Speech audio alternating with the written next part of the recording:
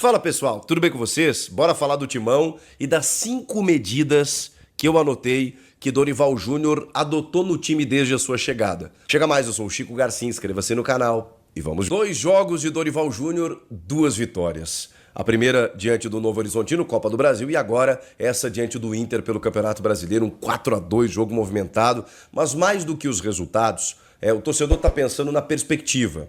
O que o Dorival Júnior pode tirar desse elenco, na medida em que ele não terá reforços até a metade do ano. Então, esse é o time. E o Dorival está fazendo algumas coisas bem interessantes já em apenas 2 jogos. E eu apontei 5 medidas que o Dorival adotou desde a sua chegada para vocês entenderem, né, do que o Dorival está fazendo no time do Corinthians. Vamos lá. A primeira coisa, repertório de sistemas. Ele não se apega a um esquema tático. Ele muda conforme o adversário, conforme o jogo, conforme o que ele tem à disposição.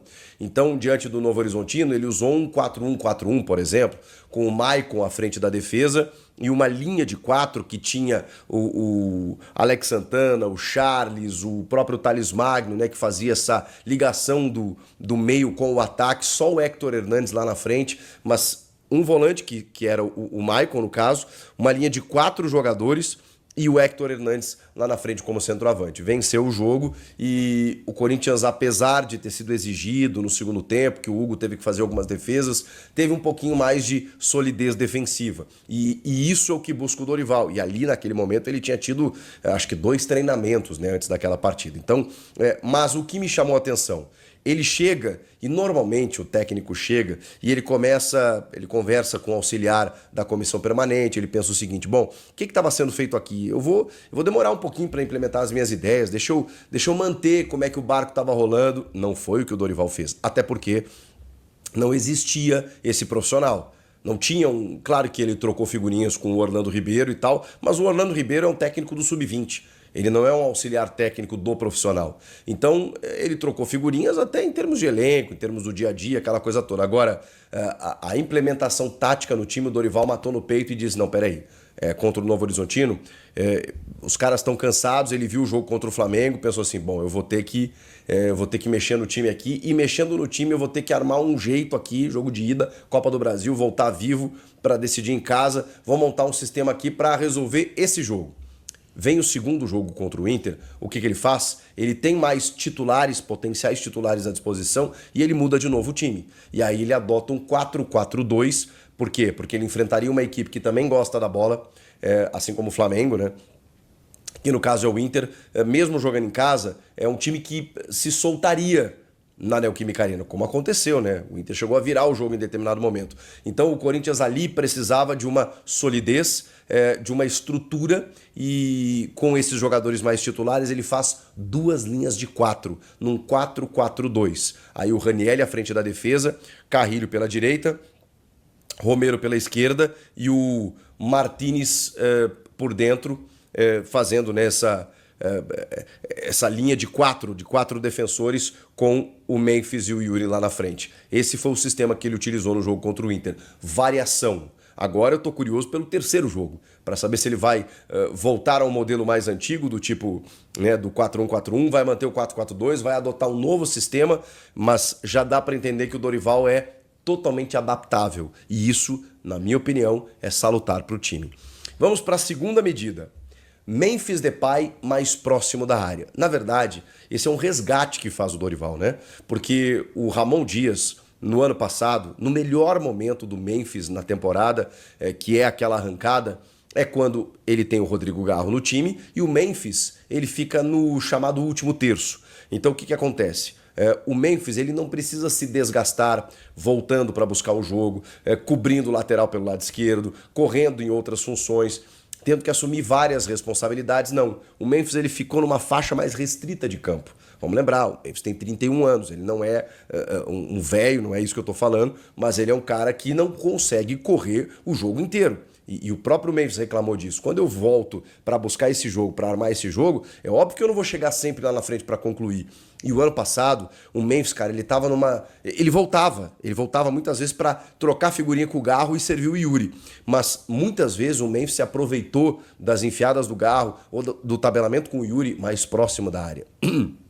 Nesse 4-3-3 do Ramon, mais recente, do Orlando Ribeiro também, sem a figura do Garro e do Coronado, o Memphis era o cara que tinha que construir também. E ele ficava muito distante da área. E estava sendo muito cobrado por isso. O Dorival chega e diz assim, não, peraí, eu preciso de você aqui, nessa faixa de campo. Porque aqui é onde você vai me render melhor. Isso só foi um jogo do Memphis, né? Que foi esse contra o Inter, muito difícil, e para mim ele foi um dos destaques do time. A gente teve o Carrilho, a gente teve o Yuri fazendo 3 gols, a gente teve o Bidu entrando bem no segundo tempo, mas o Memphis foi um dos destaques, sim, jogando nessa faixa de campo. Vamos para a terceira medida do Dorival. Uma chance para abrir o elenco e gerir fisicamente esses jogadores. Tem a ver com o repertório de sistemas. Está muito claro que o Dorival ele entendeu que esses jogadores mais descansados eles poderão render mais. E de que maneira ele faz isso? Dando uma rodada.